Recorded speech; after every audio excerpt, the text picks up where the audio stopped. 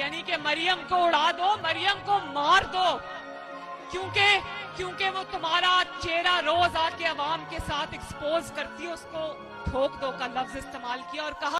अस्सलाम वालेकुम नाज़रीन, मैं हूं मोहम्मद शहजाद और आप देख रहे हैं मेरा यूट्यूब चैनल। मरियम नवाज जब भी कोई जलसा करती हैं तो कोई ना कोई चवल ज़रूर मारती हैं ताकि अगला जलसा करने तक सोशल मीडिया पर ट्रोल हो सकें।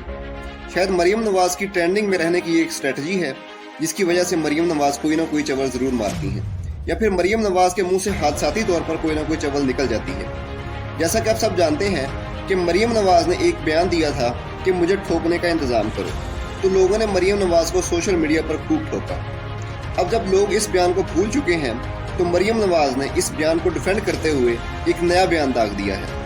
मरियम नवाज ने कहा है कि जब मैंने ये कहा था कि मुझे ठोकने का इंतज़ाम करो, इसका मतलब वो वाला ठोकना नहीं था। मेरे कहने का मतलब था कि मरियम नवाज चीफ जस्टिस और इमरान खान के लिए दर्द-ए-सर बनी हुई हैं, इसलिए मरियम को ठोकने का इंतज़ाम करो, मतलब मार दो। जब से मरियम नवाज ने ये वजाहती बयान दिया है तब से मरियम नवाज सोशल मीडिया पर खूब ट्रोल हो रही हैं।